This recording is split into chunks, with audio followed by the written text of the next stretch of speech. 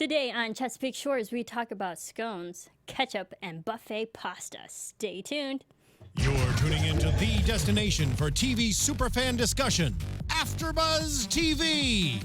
And now, let the buzz begin. Hello, everybody. I am now starving after that food-filled intro today. And that was thanks to you.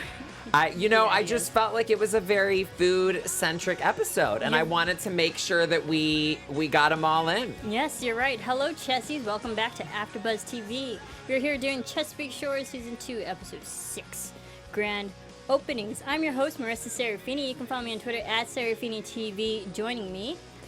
Hi, Chessies. It's Stephen Lovegrove. You can find me on Twitter and Instagram at Dr. Lovegrove, DrLovegrove.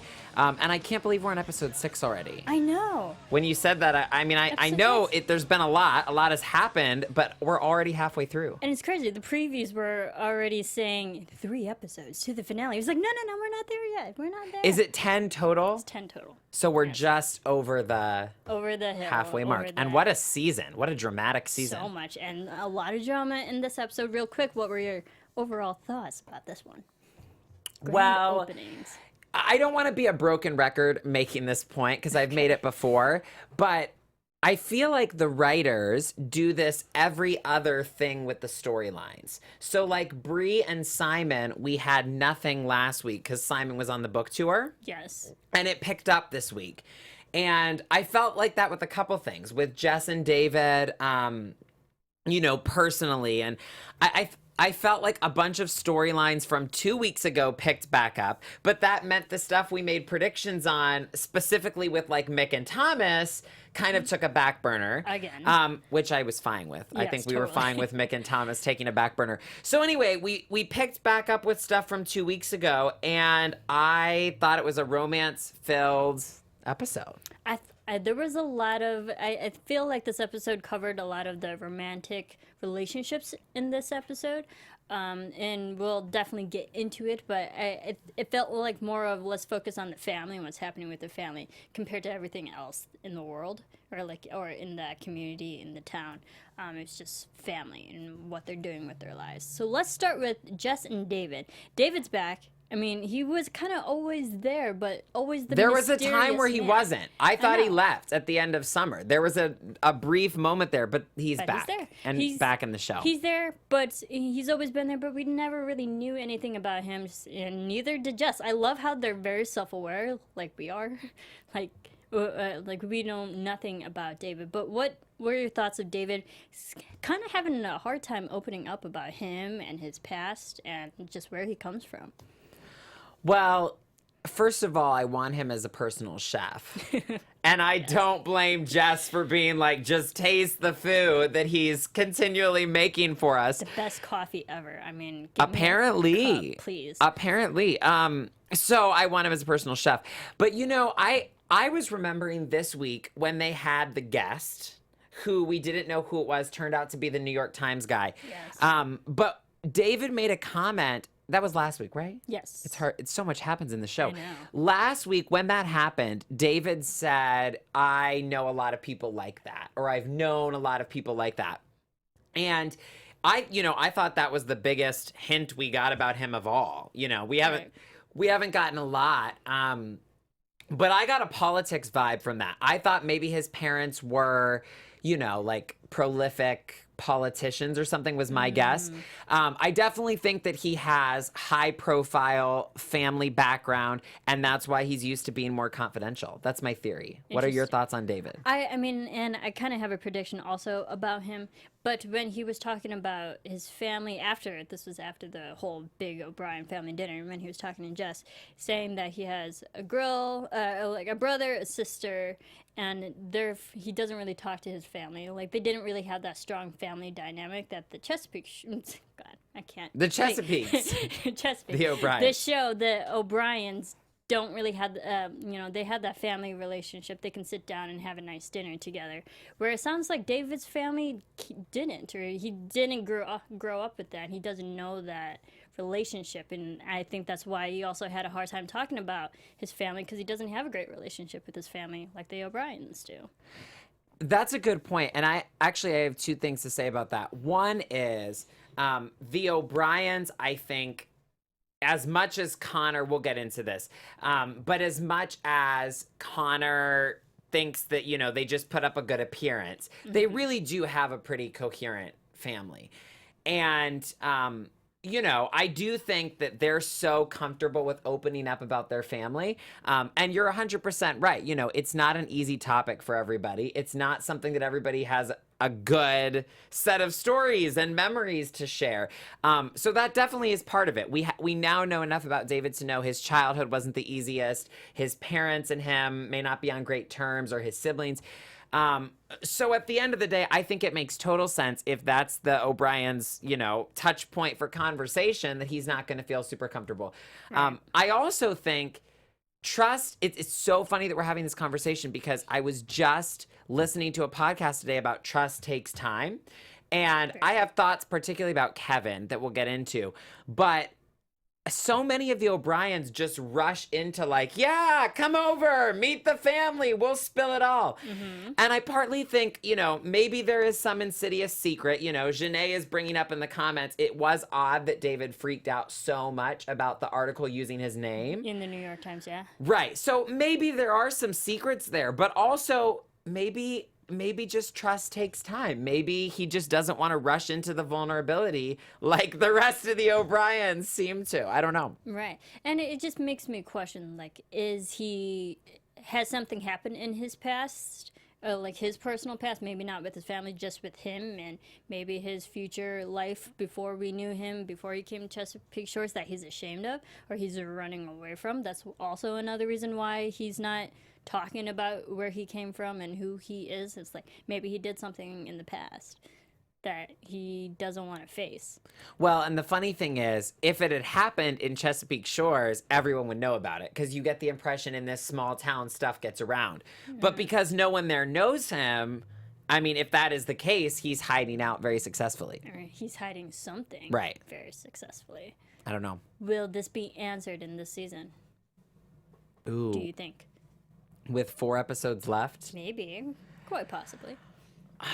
See, I think we're going to get really curious this week, and then next week it's not going to be in the episode at all. They're not going to even answer it. So, I don't know. I think we might get a little more from him. I don't think that we're going to get a full backstory on David in the next couple weeks, no. Yeah. I think so. I think like we got a few answers now, and then come back to it in a couple of weeks and maybe get a few more answers. We'll see. But Kevin and Sarah, I'm liking this. This is a slow burn type of relationship. But what did you think of Sarah's interaction with Kevin eating his food? They're now becoming like more conversational, and they're getting into deeper topics about their family and who they are as people. Well, I hate to say this, I'm not a huge fan yet. Okay. Of the 3 relationships, and we have a lot of O'Brien sibling romance. So we can take a poll in the live chat and in the comments, which is your favorite O'Brien sibling romance out of Connor and Kevin and Bree and maybe Jess, if you include, I don't know.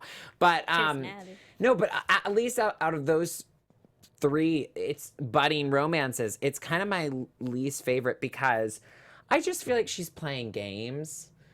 I mean, to the point that they haven't just in the dating process, they haven't had a normal actual first date yet. And I just think these run-ins in public, and, you know, sitting down at his table and just eating his food and having a quick convo and then dashing off, I would be very annoyed. Like, initially, I get, you know, being flirty and playful and maybe a little bit hard to get, but I feel like she's playing games. It's just, I don't know. It just annoyed me. Yeah, I feel like she's kind of stringing him along now.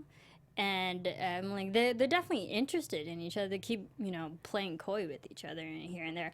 But I think, like you said, I think they actually just need to sit down, those 2 together, alone, without the family, just themselves, and actually have an actual real date and see where it goes from there. Because the only times we see them, they're in public, or they're just literally passing ships. You know, they need actual designated time to focus on each other. Well, and it's not reciprocal because Kevin is, I mean, she can't use the excuse anymore that he didn't call her right away. Yeah, because she's not calling him now. Right. And I just think it's overboard. I think Kevin has clearly asked her out on a date. Kevin has clearly indicated that he wants to get to know her. He wants to sit down. He wants to go on a date. Christy in the comments says, I'm still on the fence. And that's exactly how I feel. I very much feel on the fence still about Sarah. And I do have to make this point. Of all of the O'Brien kids inviting someone to dinner, it's like, why are you inviting? People on Twitter disagreed with me on this, but why are you inviting her to dinner when she won't even give you a first date? You're already taking her to meet the family? Yeah, I guess. I mean, they move quick. That's where I can respect the whole, like, let the trust build up, let it take time of David, because I think that's crazy fast. That is.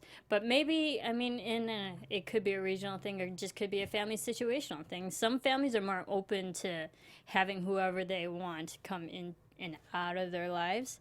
And I think maybe Sarah, and well, in fairness, I'll be devil's advocate. When Sarah first asked Kevin over, I mean, she introduced him to all the firemen, you know, and she said, these guys are like my brother. That's basically her family. So the first time they interacted or like tried to have a date, he met her family. So why not she meet his family? There's an interesting theory in the comments right now that what if Sarah is hiding things like David, which is an interesting theory. Yeah, I was just going to ask. So it's like, why do you think Sarah isn't, going out on a date yet? Like, is she holding something? Is she hiding from something? Well, and Chris made the point, and by the way, Chris, thank you for your feedback because he always has very insightful comments. Yes, thank you, Chris. Chris made the point that in terms of plot development and character arcs, Kevin had PTSD as a storyline, and then that just quickly disappeared from the plots, and he just very quickly got into dating. I don't know. Between Kevin and the Georgia stuff, and I don't know, it seems to be, for somebody that seems to be playing games with him and just not sitting down and being normal, upfront, whatever the word is, I just feel like it was very, I admitted on Twitter, I was like, I always get embarrassed when I bring somebody up, even in conversation, much less introduce them to friends or people in my life, and then I'm like, never mind, guys, it didn't work out. Like, to bring someone to family dinner who won't even go on a first date with you, it just seems weird to me. Okay. That's enough. I love Kevin. I love Brendan Penny. That's just my thoughts. What did you think of the conversation after the dinner when they were on the bench and she figures out Kevin a little bit more? It's like, you're the person who's calm and keeps everybody together. You're that thread. Well, ironically, it's interesting that Chris brought up the PTSD thing because ironically, that's what I thought about is I was like, and I think that wears on Kevin. I do think that he has to be the stable rock for all of the family. I brought up before with Megan, he has to be the one that like never has issues with Megan regardless. And I don't know. I'm still on the fence about Sarah. There needs to be more Kevin, Megan scenes. I know. I love Kevin and Megan scenes. We've only had scenes. maybe 2 this season. I would love to have more of those. Or really any Kevin sibling conversations I'm here for. Mm-hmm. Yeah, I agree. This Kevin-Sarah relationship or whatever it is right now, it's slow burn. It's starting, unfortunately, it's starting to feel more friend-zoney than relationship. Like Kevin and Sarah is Kevin to you. Sarah. Yeah. Or for all the times that they've communicated, passed back and forth, this like, I'm eating food off your plate. It's seeming more friend. I don't know, for some reason. To me, it's the dynamic of if it was coworkers and there's like a tension in the air, but somebody's taken or you're not going to date or the person's officially said they're not interested. That's what it feels like. It doesn't feel like they're dating and getting to know each other. Yeah. Well, I don't know. We know they need to sit down. Connor and Gabrielle, what do you think of this relationship? Do you think this one's going too fast? Wait, Gabrielle? Danielle. Oh my God, I don't know why I put it. I was like, did I get it wrong? I thought it was Danielle. Danielle. Yes. So I Daniel. Ooh, Yes. I still don't think this is my favorite because I think my favorite of the what I'm calling the budding romances is Connor or is Bree and Simon. But I really like this one. I really You like do. Connor and You do. Danielle. I like what she brings out of him. I think she's good for him. Yeah, I like that they're honest with each other, and even Danielle says like, I like the side of you without the bells and whistles. Well, and okay, this is actually a very good contrast to draw of this dynamic versus Kevin and Sarah because I like that she can call him out. Like, I thought it was so cute that she brought up the painting and was like, you painted it upside down. I like that she can call him out a little bit, but in a way that I think brings out his best qualities, you know? Like for them to have the conversation and him to say, well, you're doing what you love. That's got to count for something. I think that's definitely him internally processing his job at the moment. And is the job that he currently has really him doing what he loves? I don't think so. But my point is, I don't think Sarah is necessarily bringing out the best attributes of Kevin. I feel like he's just endlessly in this chase with her. Whereas Connor and Danielle feels really healthy. And, you know, it's still in the early stages, but I see that a lot of potential there. Yeah, I do too, and I think Danielle can be really good for Connor, especially if he's unhappy with his life and where he is with his life right now. Again, Danielle could be that person to keep him on the straight and narrow, and I think that's good. Yeah, it's good, healthy relationship in that way when they can like keep each other in checks and balances type of. Well, and she does it very softly. She's not overbearing. Yes. You know, someone with a Sarah personality could never work with Connor. But I think she points him back to his true north in a way that's really good for him. And people in the live chat seem to like Connor and Danielle. Yeah, we like them too. Janae says we're not seeing enough of Connor to really see how I feel. I do think we're getting more of Connor. Slowly but surely. And I keep asking for more of Connor. I do feel like we're gradually getting more of Connor. And I don't know. I think Danielle could make a great mom someday. Maybe that's too forward thinking for me to be thinking about this, but that's a little early, but I'm not saying necessarily with Kevin. I know we're in the early stages of that relationship. I just feel like she has a really good, even maternal way of helping people process things and giving advice, but not in an overbearing way. Yeah, as Christy says, the voice of reason in some ways. There you go. I completely agree, Christy. Thank you. Another relationship I completely agree with, Bree and Simon. This is so good. I was waiting for this. Not just because of the accent, but also the accent in there. I mean, it helps. But Bree and Simon, what do you think of? Well, let's talk about Marisa, Yes, because I did see on Twitter that you said if somebody with a British accent asked you out, you would say yes. Absolutely. I now want to And they find don't someone have to with a just be British British. accent that we can send Marissa's way. Yeah, So, sure. Chessies, And if you you guys, have any leads. I drink a lot of coffee, so that would be a very long date, I'll tell you. Just throwing that out there.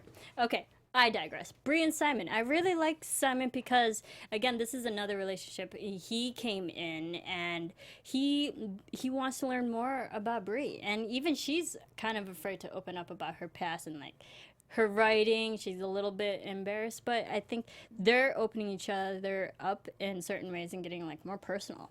I like it. I was so proud of him for asking her out so directly. And like making a separate trip to do it. Honestly, I really hadn't made this contrast until just now. But if you look at the dynamics, I feel like Kevin is trying much harder than Sarah right now.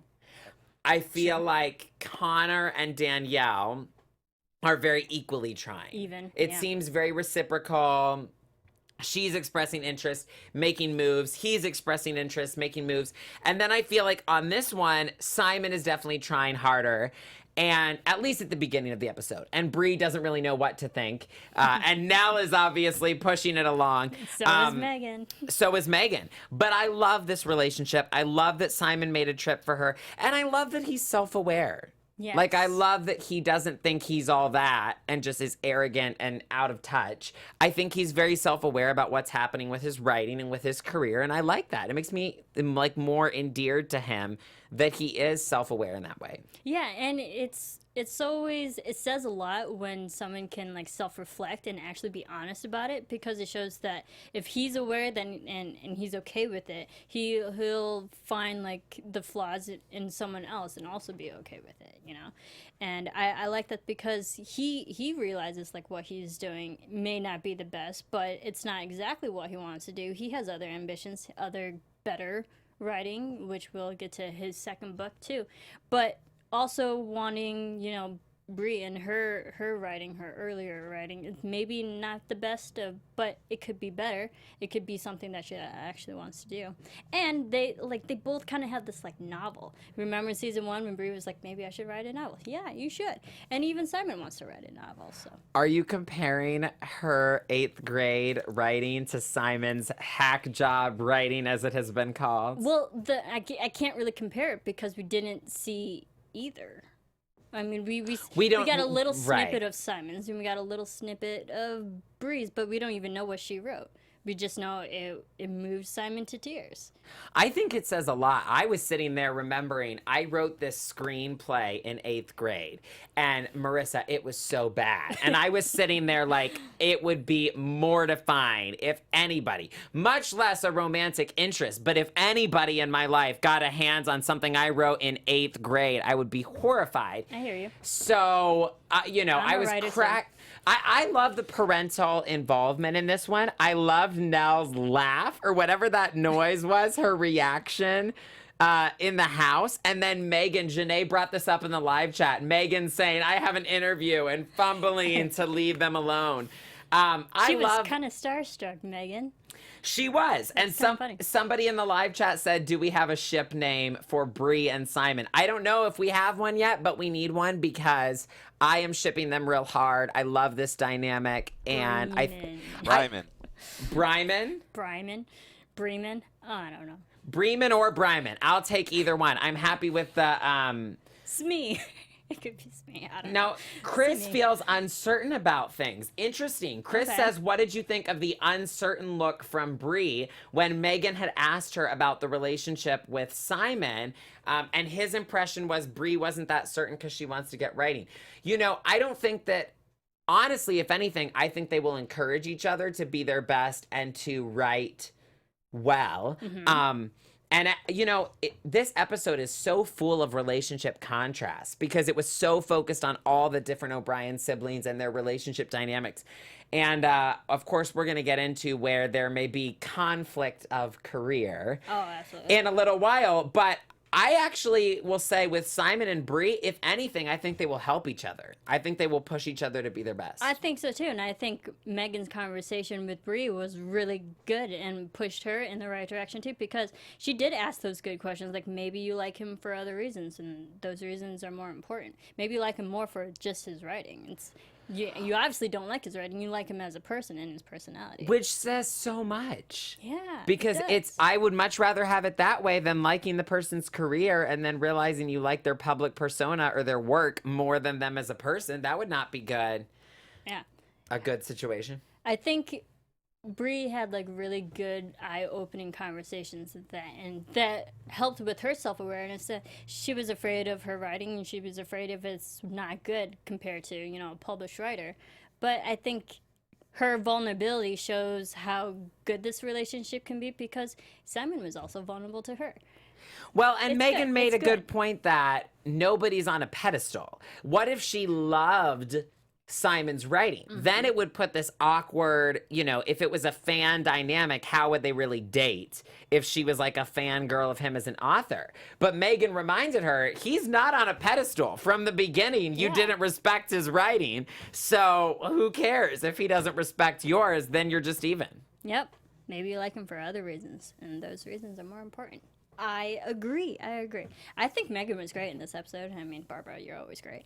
But let's talk about Megan, shall we? Let's talk about it. It was a great Megan episode. And I thought last week was great for her, and another great Megan episode. Of course. What did you think of her job interview? She's being overqualified. At first, admittedly, I thought it was going to be an ageism issue, but I'm glad it wasn't. I'm glad it was more like overqualifications. You're too good for this job. Will you even be happy here? Well, you know, I was glad for that moment because for two reasons. One, do you know how many people are legitimately in that situation? So many. In 2017, I have a friend who's a law graduate of law school and had to work as a server for a while. So many people are in a position of struggling to find jobs that they are qualified, not overqualified for. Yep. So I'm glad, another example of the great writers and producers of this show giving us storylines that are very relevant and where people are living. But also, I was thankful for this message of don't settle for a job that you just can do. But I mean, the guy flat out asked her in the interview, do you want to do this? Yeah. And she said, no, not really. Yeah. Don't work for us. Right. So props to the guy for saying, you know what, if you absolutely, and we've talked about, the O'Briens are not a family that needs money and is ever going to operate from a place of desperation, which is a blessing that Megan doesn't have to work. Right. And, we should acknowledge not everybody has that option. Sometimes you got to do what you got to do. And especially for a temporary season. I've certainly been there. But I like the message of don't settle, and it worked out for her. I'm glad she didn't settle because look what, I don't want to say fell into her lap. I think there was some involvement behind the scenes. Well, I think it's like when one door closes, another door opens, and we definitely saw that opening opportunity in this one. Do you like her second job that she actually got, the arts liaison coordinator of the city? Yes. Definitely more fitting. I feel like she passed the test. I feel like it was sometimes like you get sent tests by life of this is the wrong thing. Like it's kind of what you want, because she did say, I'm very excited about going back to work. Kind of what you want, but not fully there yet. And so you have this test of like, what are you going to do? And she passed the test, and she's now the arts liaison coordinator.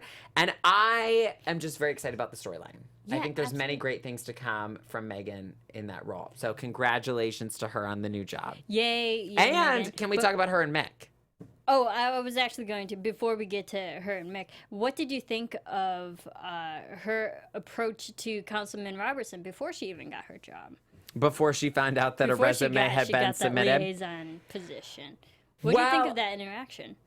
What I thought was so interesting is I watched the episode twice, but unless I missed it, she never gave Mick a guarantee that she was going to do it, right?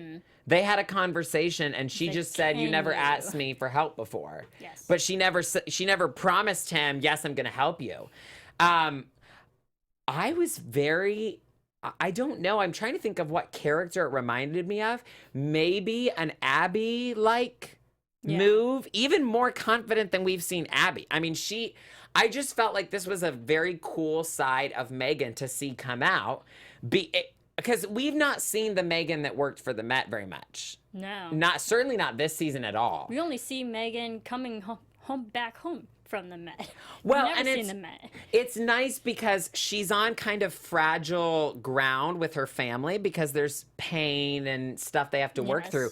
But clearly there's this confident career woman in her, and I loved seeing that side of her. She really stood up for it and was like, yes, Megan O'Brien. Yes, I know, but this is what I need. And I liked seeing that side of her a lot. I love the assertiveness of Megan because, Barbara always says, like, don't be afraid to go out for, what you want and fight for what you want. And I definitely saw that, like, I felt like the writers wrote the scene for her because she is her character, she is Megan, and it kind of just translated to Megan, that art imitating life. And it felt like Megan was that assertive person to go after, like, yes, they're trying to get the live music permit, but the passion that was behind it and, like, the reasons why, it inspires us and it drives us, You can't deprive people of culture and art and music and happiness and laughter and all, and X, Y, and Z. And I loved that. It was I thought it was such a passionate Barbara moment. plea. Yes, it was. It was such a passionate plea that I still believe in because I'm an art student. I have a BFA, and so like arts and creativity is such a big personal thing to me. And then to see just a character fight for arts and I don't know, it just kind of hit home with me a bit, and I love that. And I thought her argument made sense that we need a unifying thing, and this is going to unify the town, and this is going to bring us together, and it's important. you know, I do think a lot of times arts are viewed as just kind of an expensive waste by decision makers and politicians and whatever. Yeah. But the truth is, arts play such an important role in the community. And Right. I just so great for Megan to have that conversation, to stand up for it.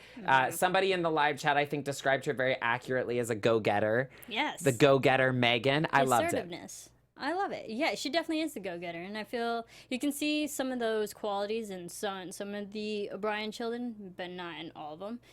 But I do have to say, sometimes I wonder if we get a little conspiracy theory-esque on this show, because somebody's asking what really made her leave her New York job other than wanting to fix her relationships. And I don't know. I mean, I don't think everybody on this show has a shadowy secret to hide. I She think just wanted to be with her family.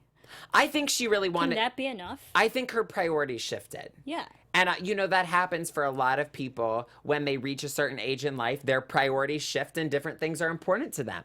But I liked seeing, I like that she's wanting to go back to work. And it's a good reminder, you know, and Abby embodies this so well, but it's a good reminder that this is 2017 and women are multi-passionate. They have multiple interests. Yes, and we maybe are. she has career interests that she does want to go back to work. She does want to contribute, and she really cares about her family. Of course, why can't she have both? She's winning on all fronts, and I think her having a job now in Chesapeake Shores will also like put more roots and grounds her in Chesapeake Shores. Like she has a reason, like she had a purpose to go back to Chesapeake Shores to be her with her family, but now she also has another legitimate reason to stay, not just because of family, but like she has a career. She's slowly building her life within Chesapeake Shores. She has a reason to be there. And I am excited to see where this will go further. Yeah. What will this involve? It made me think of the Lantern Festival and just so many possibilities of what could be created and organized and put together for the town. And like what more creative, you know, big fun festivals that we might see that like maybe we'll have concerts and not just because of the club, but like maybe we'll see other creative artistic arts, things yeah. within the town. I would love to see that. I would love to see that. All right, let's move on to Trace and Abby. Grand openings of the bridge. Okay. But was it so Well, grand? there's so much to talk about with But the was two it so of them. grand? Okay, let's. I mean, there is a lot that this is like the meat and potatoes of this whole episode. At the beginning of the episode, where do you think Trace and Abby was now? Abby now knows that Trace's band came back. Didn't seem that Trace told her, so it doesn't seem their communication is great right now. So the word I would use at the beginning is awkward. Okay. For the like, Fitting. I think things progressively, shall we say, unraveled continuously as the episode progressed for them. But awkward is the word at the beginning, with Abby showing up and Trace thought she was early, but it turns out that they're running late. That's what I always say to people. I'm like, no. I'm not early. You're I'm late." not early, you're late. But I just thought it was awkward at the beginning. And I don't know. Abby looks wiped out. They've never shown She us looks Abby so with the tired. dark circles under her eyes and Did you just count looking how many exhausted. cups of coffee she had? This was a caffeine-filled Yeah. episode, as I don't know who all besides Michael Burns, but as many acknowledged on Twitter, this was a caffeine-filled episode. I don't know. I went back and forth on Lee all throughout this episode. And I'm Okay. wondering what you thought. Because last week I sat here and Marissa, a day came that I never thought would come. And I sat here and I defended Lee. And I said, I think that Lee is winning me over a little bit. Because last episode, I really thought she was looking out for Trace. I thought she was being very genuine. I didn't think she was pushing the romantic stuff at all. Lee really did win me over. Not for being with Trace, No. just as a person. Okay. This episode, I didn't know what to think, because there was that moment where she said, whatever you have going on with the kids, surely more important than what we have going Right. on. There was that one moment. But other than that, I wasn't a big fan of Lee this episode. And so I thought it started off as awkward, and I thought it just got worse. It did. This was a slow disintegration of the relationship. of Abby. Disintegration. That is Yes, a dramatic word. It was.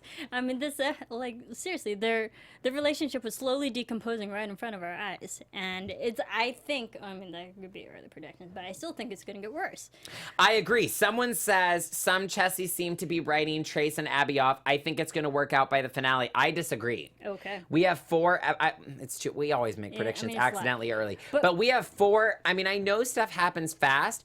Here's my thing. Okay. In a relationship, you never are stagnant. Like it's either you're growing or it's declining. Right. And over the past few weeks, they are not improving this. They're not. We keep waiting to see, are they going to find a way to improve this? Right now, we're on a trajectory of decline. And we've said, obviously, by the time this series is over and crossing fingers, we get a season 3 and beyond, we know that Trace and Abby are going to end up together. Yes. But right now, things are declining and it's not getting better. No, it's not. And also, okay, so now getting to more the middle part of this episode, when the band is now interfering more so with even with their communications when they're together, even like when they kiss, the band interrupts. When they're having a nice, deep, meaningful conversation, the band interrupts. Like, hey, we got to play now. You know, the band was always interfering at all the inopportune times, and then also, but there's like this mix of the band issues and then the family issues. I mean, Abby's daughters were sick, so like Abby's family got involved, and then Bree's, good. All these names, I'm sorry. Then the band was getting involved. There were just so many things that was pulling them in different directions.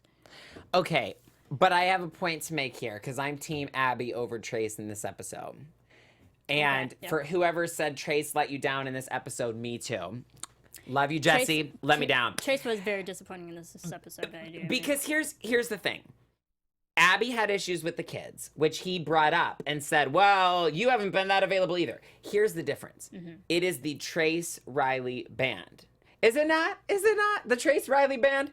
Which means Trace is in charge. So it's not Abby's fault if her kids get a fever. Mm-hmm. But Trace is in charge of the band. He is in charge of their rehearsals. He is in charge of their schedule. So if Trace is not available because of the band. And in charge of the club. Right. And in charge of the club because he's the owner. So if Trace is not available, that is on him as he's the one making those decisions and setting the schedule. If Abby is not available because of the kids, that's not on Abby. It's not her fault they got sick. Yeah. And it's also her job too. I mean, she's working overtime for her job, so her job's been so should we pause Abby and Trace for a second to talk about the regional vice president thing for Abby? What do you think about that? I knew this was coming. What did I say last episode? What did I predict? That New York is going to be calling her for a position, and there's going to be another opportunity for her to go back to New York, and it's this position. It's something out there that she could grab onto, maybe go back to New York. I have a prediction that I don't like, nor are you gonna like. But I'm gonna save it for predictions. Okay. But it's interesting because Chris in the live chat just put the very controversial comment. Ooh. I've been waiting since last night, since this episode aired. I have been waiting to talk about Trace and Abby with all of you. So I'm loving this conversation. But Chris said, I think Lee is the one for Trace at this time. Just too much baggage with Abby as Trace follows his dream. And then somebody said, I'm going to pretend you never said that. Yeah. Here's the bottom line. I always think that there's hope. I'm never going to say that there's not hope and you can't work it out. Right. I'm just saying right now, things aren't getting better. And I thought it was very telling when Mick said at breakfast, did you catch this? He said, I think there's going to be a lot of late nights from now on. And I don't even think we saw a reaction from Abby, but I just sat there and I was like, that seems very telling of what's happening here. Yeah. She's like, that's not for me. She literally said, not for me. Not for me. And I think that they both are telling themselves that it's going to get better. Mm-hmm. But I'm like, can you show me how it's going to get better? I completely agree with that too. Because, I don't think Lee should be with Trace, but I do completely believe that Lee and Trace right now, their careers, what they're doing, they are in both of them are in the same place, and Abby's in a different place. They're focusing on music and the career. Abby's focusing on her family and her career, herself. Well, and they're like, it's more so like, I think the only way that I can explain it, you know how people are in the same class? Like, you're together in the same class at the same time, you're doing the same things. But when you leave class, you go your own separate ways. Right now, they're in the same, you know, they're just in the same place. And it makes sense why people might think that Lee is better for Trace. Right now, their careers are more compatible than what Abby is too. But that doesn't mean that they should date. That doesn't mean that they should be in a relationship. right. Well, it's funny. I wrote down the word rhythm. Is Lee and Trace have the same rhythm right now? I Because don't think so, no. with the late nights, Lee and Trace, yes. because someone once told me, they said, never overlook the importance of sharing a rhythm with people. Because they said you can be so similar as people, you can have the same values, the same things, but if your rhythm is completely different, there's going to be a lot of hurt and a lot of miscommunication. And I think that's what's happening right now is Abby's trying to be a mom with kids who are coming down with sickness and being offered a job and trying to do the PTA and not sure if how much she can manage. And meanwhile, honestly, if you like Trace a whole lot, you might not like me saying this comment, but I think Trace is kind of acting like a college student right now. With the whole, oh, we didn't sleep, we're getting breakfast the next morning. Is this breakfast? It's very immature. I think Lee and John are at the best being bad friends, maybe even enablers right now. Because, bad influence. Right, because they should be seeing what's going on and being like, hey, if they're really good friends, hey, Trace, your relationship is disintegrating, to use Marissa's word. And you need to do something about it. Yeah. I don't know. What I don't like is, how is Abby made to feel like the third wheel? If anything, Lee should feel like the third wheel, right, being around Trace and Abby. But instead, when Abby's there and the band is there, Abby is being made to feel like the third wheel, and I don't like that. I don't like that either, and it's really unfair to Abby, because like, she's going out of her way to see the band, to be at the club and be with Trace, and then like the band takes over. And I understand, like, right now they have to focus on the band, they have to focus on the club, and there was just different situations that was constantly pulling Abby and Trace apart. When they were at the family dinner, it was the club that was pulling Trace apart. I thought that was so indicative of where they're at. It was. When the band actually opened for the opening night of the club and they were performing, it was Abby's family that pulled her away from the club. Like, there were different outside situations that was pulling each other apart. And it was not that they can control it. It just happens. It just shows that the focus isn't on each other. It's on the other things. And right. And I think it's important to clarify. I don't think that they've tried everything that they can and it's just not enough. I just don't think that they're making really conscious effort to make it better. I thought, sorry, not Lee. Trace did say, I'm going to try to make you a better priority right now. Do you mean at the dinner over the buffet? Yes, the buffet. I was horrified. Buffet I wrote pasta. down horrible date night at the club buffet. Yeah, she was not happy with that either. She's like, I thought we meant a real restaurant. The bottom line is, if I was Abby in this situation, I would not necessarily feel like I was being made a priority. I would feel like I was being worked in and like penciled into a packed schedule. Mm-hmm. And I don't think it's reciprocal. I think that Abby is going out of her way for Trace much more than Trace is for Abby right now. Going out for Abby. What did you think of Trace's line? It's my life. It's what I do. I'm not going to give that up. I'm not going to change. Well, when he's talking about his career. I think it's an interesting question of, in Abby's mind, is this a past version of him that he left behind? What is the current real Trace? Right. And, Chris said, I think they've I can't talk today. I know, words are hard, you guys. They're words just are hard. They've set Trace up as a music character, as if that's who he is, like a country star at heart, and that is his focus. So I don't know. The buffet was lame. I don't know what. At the end of the day, music is his big priority right now. And as Barbara so eloquently said on Twitter, it needs to be two people sharing dreams. And right now it feels like things are in competition. Yeah, and right now they're not in the same place, which is not good. No, so again, we're rooting for them. It's not that we don't want them to work it out or don't think they'll eventually work things out. But right now, it's just declining. And man, I don't want it to be too little too late, but it needs to get on a different trajectory real quick or it's just going to fall apart completely. Yes. Well, my question is to you. Do you think this Trace Riley band is going to last? Now, okay. Two different questions. Do you think they're going to last? And what were your thoughts of John Roll having that unauthorized performance? Oh. Well, John being back is a whole different dynamic. Again, with just Lee and Trace, it felt like the romance dynamic of her attempting to get back together. Right. With Lee, John, and Trace, it feels like an immature roadie touring life dynamic. Yeah, this like the good old times. Like the good old times. And I think, it's interesting. I think a lot of people have this crisis where whether it's late 20s, early 30s, mid 30s, they suddenly think like, oh, I miss it. I'm nostalgic. I want to go back to those days. Right. It just, their paths are opposite. And I think it's no accident it lined up in this episode. Well, Abby is being offered regional vice president, which is a big corporate deal. It is. Trace is pulling an all-nighter. I mean, at the end of the day, I just think for a gig they didn't even get paid for. Right. Well, did they get it at the end of the day, or I they don't know. almost didn't get paid? They were fighting so hard for the money. We still don't know if they got paid or not.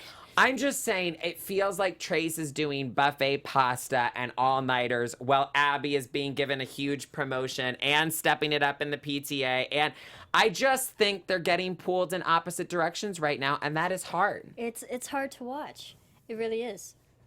It's honestly, there's more to a relationship than obviously fun, and you want to stick it out through the not fun times. I get that. But I've always heard that in a relationship, the test is, can you still walk side by side alongside each other? And right now, they are not doing that. No. They're walking opposite directions. So They are. I don't want to overstate the point, but I agree with you wholeheartedly. I felt like I was watching it disintegrate. Yes. What did you think of John Roll in that unauthorized performance? Oh, so disrespectful. So not cool. Oh, and so not cool. It's interesting because I don't think Trace is viewing the club as a business. And we kind of, again, we brought this up earlier. I think now he is.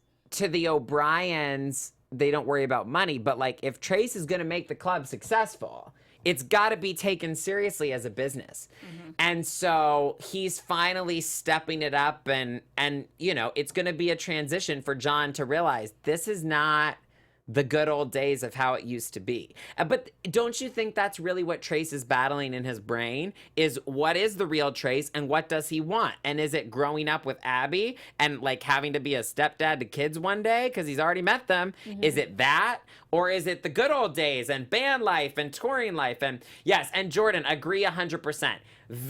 Honestly, very disrespectful. I can't imagine thinking that was okay to do. No, it wasn't. It was unauthorized. They were drinking. Did you notice all those red Solo cups? They were drinking. And it also felt Couldn't they have gotten arrested for having alcohol there and all these people without a permit and clearances? And they still don't have the live music permit. So, if they got in trouble, they don't have the insurance or the legal right to actually perform. Mm-hmm.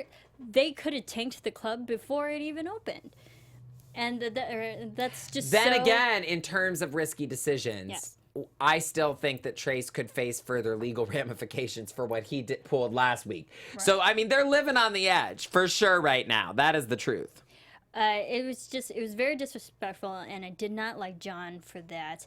And I just had issues with him because I feel like, and it feels like John he wants to get back to that life when he was happy before the accident, before it affected him, and the fact that he's performing again, you probably made him happy, and he got a little too carried away. But that's also, we the audience have seen how long and how much work that Trace has put into this club, just to have it, even the grand opening night, almost ruined because of they just wanted to have Well, fun. and thinking about that does give me a little more sympathy for Trace in terms of, yes, he may be in charge of the band, but if this is the kind of stuff they're pulling, it's might be hard to work with them. Yeah. But then he needs to think about the decision of should he have brought the band back to Chesapeake Shores and brought them into the club. Yeah. I don't know. It's interesting. Jordan agrees that Trace slips easily into the college kid direction. That's really what it feels like. Yeah. And Casey made an interesting point that really Abby knows high school Trace and 15 years have progressed. So who is he now? Do we know? Does Abby know now? Abby was questioning it. This feels like the old Trace, like that old Trace that she knew that he left behind. Chris says that Trace may crash and burn if he doesn't focus on one thing because he's trying to take on so many different roles, so many different hats. I think that Trace and Abby could both use a good therapist at this moment. Yeah. They may not have PTSD to deal with, but I think with everything going on, they could definitely use a good therapist. Well, we know Abby won't go to therapy because even in the pilot episode of season 1, her sisters were suggesting therapy, and she was talking to the dog. Like, she doesn't need therapy. She doesn't need it. I feel Abby is They need too couples therapy. Yeah. Can we agree on that? Abby's too grounded right now. I don't think she has those issues because she's strong enough to deal with them in the proper way. I don't think Trace is. We're getting deep with the We theories in the comments. We're just getting deep today. Conspiracy theories and behavioral theories, and it's quite a show. I mean, this band, we just see everything, like everything's unraveling and it's not pretty. I do want to acknowledge this. Lori said, I wonder if Trace will regret not going solo. Based on what just happened, He's slowly I would regretting it. already be there. Yeah, Yeah, I agree. would already be there. All right, anything else about this episode? Oh, Yes. Nell, I mean, she's great. Well, Yes. no, but I want to acknowledge the Thanksgiving. I thought the tuna story was hilarious. Yes. With all of those cans of tuna. And honestly, I got to say, I have had friends that thought they were going to deep fry a turkey. And you got to do it right or it messes up. My dad deep fried turkeys. Successfully. Yeah. Do you have deep fried turkey every Thanksgiving? No, not every. There was a time where, like, not to call out my dad, there was a time my dad, like, went through a deep frying, period phase where, like, Everything whole summer, was. everything was deep fried. I swear my whole family gained, like, 10 pounds. I mean, It but was I'm just, sure like, it was a deep-fried yummy everything. summer. No, it's delicious. But I did love the family aspect, the family dinner, that whole Thanksgiving, because did you notice that it was a long story, but everyone finished the story. Like, they had their one piece that they added to it. It literally went around the table until it finished on Abby. And it was just weird. Not weird, but it was more cool because, like, everyone could finish the story, and it was like a big family literally went in a circle. And that moment was like Chesapeake Shores at its best, and why we watched the show. And the quote of Nell that the love shared around the table is far more important than the meal on top of it. Yes.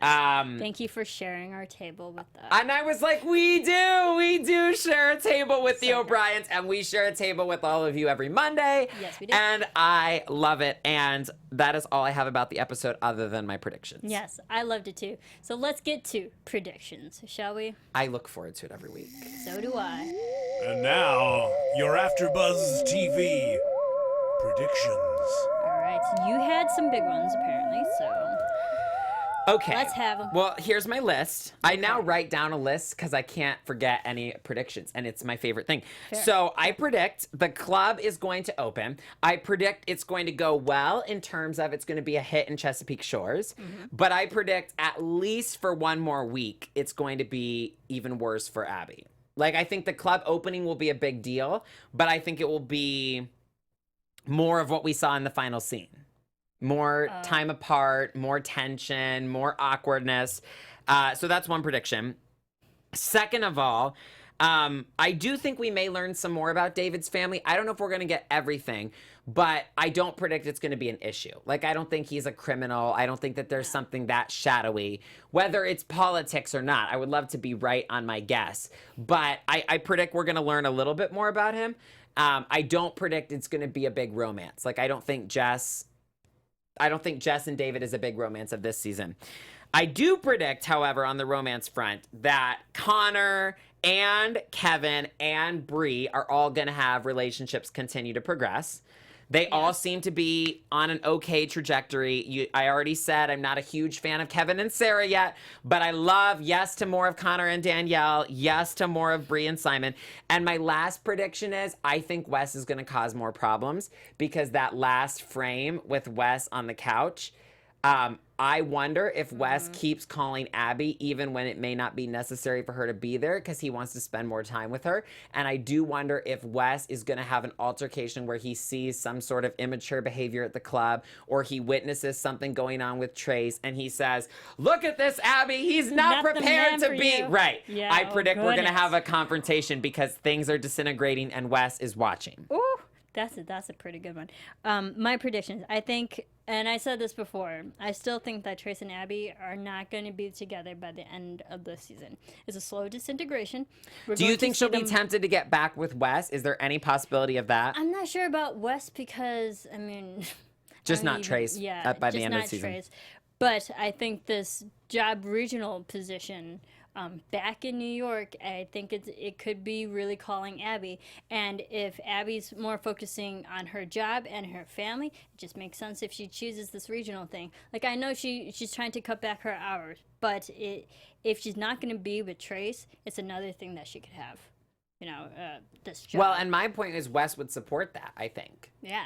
I think Wes would support the regional vice president, but say why. I thought Wes was going to call her out on being exhausted when he picked up the girls and say, why are you tired? Where have you been? Maybe. So I still think that they're not going to end up together at the end of the season. As it pains me to say so, it's not looking that way, you guys. It's not. I think we're going to get more information on Bree's background with Megan. People are not happy about my Wes prediction. I don't think that Abby is going to get back together with Wes. I just think Wes may try or Wes may at least cause a problem. No, I don't like Wes in the picture either. Like I'm glad that he's there to be supportive in that way, but I don't like him with Abby. I don't know, for some reason, just somewhat toxic. But I think Douglas See, I forgot. Douglas, Case in point, they start a storyline and then we forget it the next week. So he'll probably be back next week. And what about Douglas? If Douglas came back, he could also be another person that would support Abby taking this regional position. Oh shoot! Because someone brought him up and said, I think Abby may get with the PTA dad. Why else would they introduce him? I don't know. I forgot all about him. Thank you for bringing that up, Casey. And then also, I think this Trace Riley ban is going to stop. I think Trace is going. He's going to call it off. The band's going to go back to Nashville. He's going to stay in Chesapeake Shores and run the business. He's going to. Will he try to get that solo deal back and be declined by Mark? Is that the guy's name? He's going to grow up and become the businessman. But I think he's going to call it quits with the band, or like he's going to end the band himself. Like, he had to get them back together to see where he wanted. You think he's going to choose a business identity over a superstar country musician? Interesting. I think he's going to end the band, but he's still going to have his own career. But other than that, let's wrap it. Where can everyone follow you? Twitter and Instagram, Dr. Lovegrove. Come say hi, Chessies. There you go. And you can follow me on Twitter at Serafini TV. You can follow all of us here, Twitter, Facebook, Instagram, all those fun social media platforms at AfterBuzz TV. Keep rating, keep commenting, keep subscribing, keep watching our show. We have a guest coming up very soon. So stay tuned, Chessies, and we will see you next time. Have a great week. From executive producers Maria Menounos, Kevin Undergaro, Phil Svitek, and the entire AfterBuzz TV staff, we would like to thank you for listening to the AfterBuzz TV network. To watch or listen to other after shows and post comments or questions, be sure to visit AfterBuzzTV.com. I'm Sir Richard Wentworth, and this has been a presentation of AfterBuzz TV. Buzz you later.